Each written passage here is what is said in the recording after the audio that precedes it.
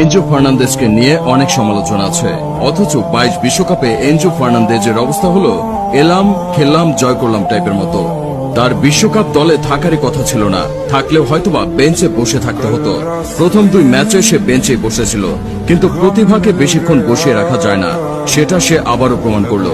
Mexico ম্যাচে দ্বিতীয়ার্ধে নেমে সে এমন পারফরমেন্স দিয়েছে যে কোচ তাকে আর বেঞ্চে বসিয়ে রাখতে পারলেন না।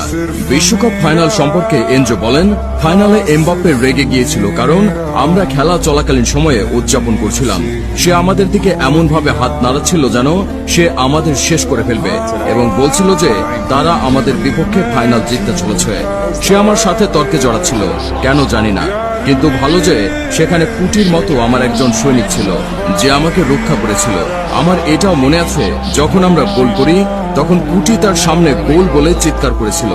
ব্রাজিলের বাদ পড়া নিয়ে এনজো ফার্নান্দেজ বলেন, ব্রাজিল যখন কাতার বিশ্বকাপ থেকে বাদ পড়েছিল আমরা লকার রুমে ছিলাম এবং আমরা চিৎকার করতে শুরু করি। তখন স্কালোনি এসে বলে, তুমি কি করছো বোকা, আমাদেরও কিছুক্ষণ পরে একটা ম্যাচ খেলতে হবে।